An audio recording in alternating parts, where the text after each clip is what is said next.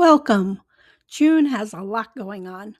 I'm going to jump right in, starting with some overall month symbolism and events, and then get into specific days. I'll have the number of the day on the slide so you can easily look up a certain day if you want to. June is the month of roses and, of course, weddings. Roses are a very magical flower to grow and use. They are well known to represent love and are widely used in love spells, but they also represent longevity, divination, and trust. June is an excellent time to harvest rose leaves and flowers for spell work. Put rose petals in a self love bath. Make rose water and use it for cleaning. Use them as an offering for a deity of love. Hand fasting is a symbolic act of a couple's hands being tied together and has its roots in Gaelic and Celtic traditions. It has been widely adopted into pagan ceremonies. St. John's wort is a medicinal and magical herb that blooms in June in many areas. It's often used in midsummer celebrations. It is prized for its protective qualities and has been used in various spells to ward off negative energy and evil spirits. Hanging it over doors and windows can block them from entering your home. The birthstones associated with June are pearl, moonstone, and alexandrite. Pearls symbolize purity, wisdom, transformation, and the divine feminine. They are the only gemstones created by a living creature, the oyster, and have that connection to the element of water. Moonstone is quite common in spells and symbolizes intuition, emotional balance, and new beginnings. It has that lunar energy and wisdom. Alexandrite is not as common or widely available. It symbolizes transformation, balance, and adaptability. June is pollinators month. Bees are messengers of the gods. Muzan Kab is the ancient Mayan god of bees, honey, and beekeeping. He is most often associated with abundance, fertility, and the delicate ecological balance of the natural world. June is Pride Month in the US, and pagan communities have long been an accepting organization for LGBTQ plus individuals. In fact, some pagan deities are seen as gender fluid, and you can check out my video on them. The bear spirit animal is a force to be reckoned with, powerful, strong, and fiercely protective. In June, or on June 1st, we recognize bears in our culture. The bear often guides parents and shamans and is a powerful ancient symbol of alchemy, awakening the unconscious and connecting us with lunar energy. Arshio is a Celtic goddess. She is strong and enduring and one of my favorite deities because she protects wild animals and the natural world. And she can shapeshift into a bear. That's pretty cool. Bellona is a Roman goddess of war. Women were depicted as more vengeful in ancient Roman culture, and we have many examples of that, such as Lucretia, who declared vengeance upon the king's son after he raped her. He probably deserved it. Bellona's Greek equivalent is Enyo. From June 7th through 15th, we honor the Roman goddess Vesta, the daughter of Saturn. She did not marry and was a virgin. She is seen as the life force of the earth.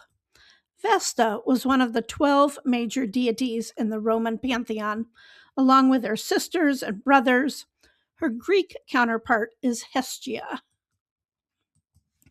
There are many ways to honor Vesta. Bake cake or bread as an offering to her. She also appreciates when you donate food to people in need.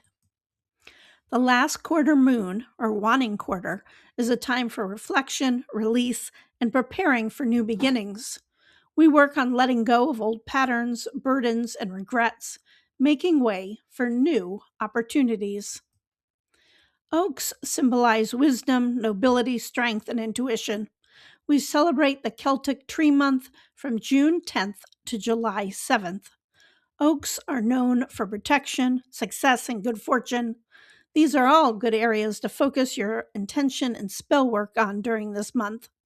Oaks are also a safe haven for fairies and gnomes.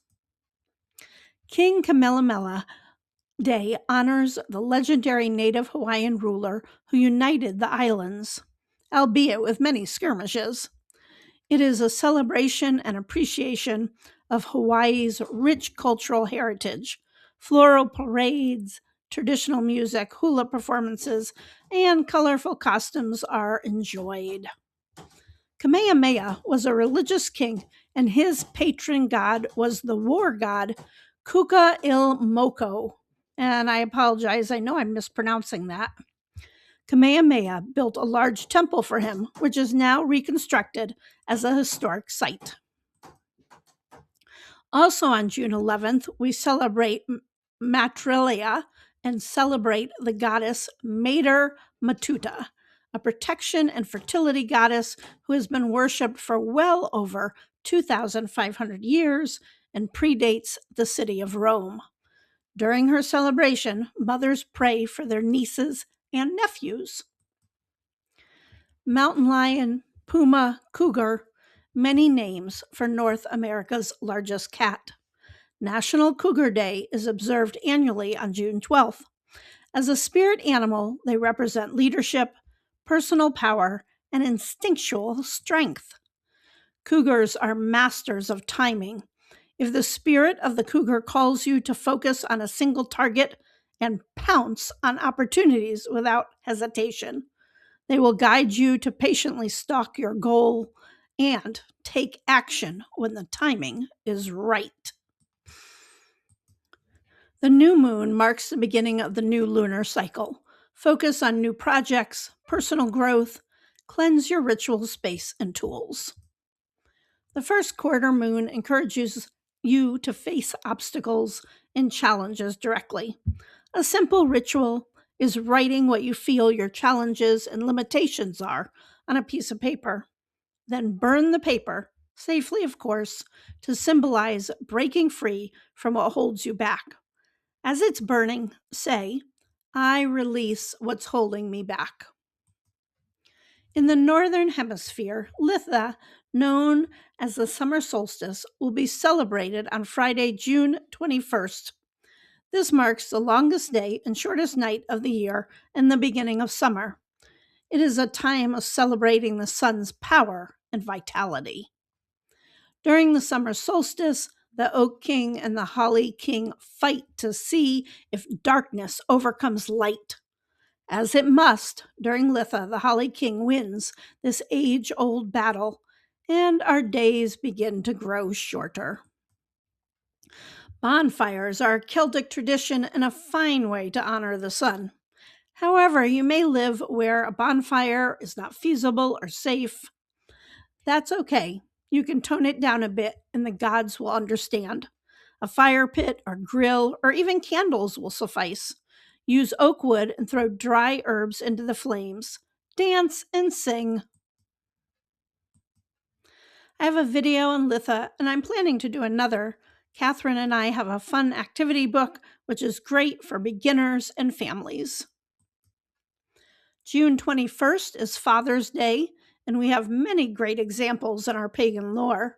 As the king of the gods, Zeus is a central figure in Greek mythology and often associated with fatherhood, particularly in his role as the protector and provider for his children and the other gods.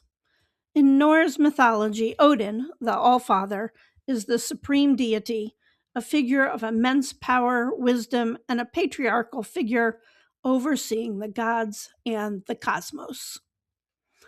Xilonen is celebrated June 22nd. She is the Aztec goddess of maize. Maize is seen in 3 stages: the young crop, ripening ears, and harvested corn. She is worshipped as a tri-deity. Her name means 7 serpent, and she has a bit of a mean side. The number 7 in her name symbolizes luck and generative power.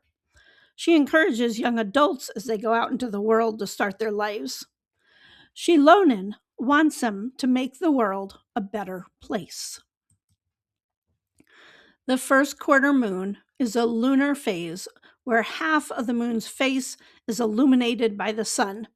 It appears as a half-lit sphere. The first quarter moon is a great time for setting intentions and visualizing success. Use positive affirmations to strengthen your belief in yourself and your ability to achieve your goals. Fortuna is the goddess of luck and good fortune in ancient Rome. Her popularity continued through the Renaissance period, but we still love her today. The celebration honoring her, Fors Fortuna, is on June 24th. Today we often associate her with gamblers and dice and may refer to her as Lady Luck. Fortuna was often invoked at wedding ceremonies so the couple would enjoy prosperity. Pray to Fortuna to protect our young men and women in the armed forces. The 24th is also Cat World Domination Day. I am owned by 2 cats, so this is a big celebration in my home. I'm working on a video of fun pagan cat names, just because. June 29th is the full moon this month. This month is a strawberry moon in America because the wild strawberries get ripe. My Cree ancestors called this the egg-laying moon. June's full moon is also a micromoon. This means it'll appear slightly smaller and dimmer than a typical full moon. Full moon rituals are commonly used for cleansing, manifestation, and releasing negative energy. Place water under the moonlight to charge it with energy, then use it for cleansing or for spells. If you have a natural water area or a window in your bathroom, bathing under a full moon will recharge your energy. Get outside in nature this month and enjoy the coming of the summer season. You can check out my video on practicing paganism in the city for some good tips on finding your slice of nature in an urban area. Please give this video a thumbs up if it has been helpful to you and share it with a friend. Thanks for watching and have a very witchy day.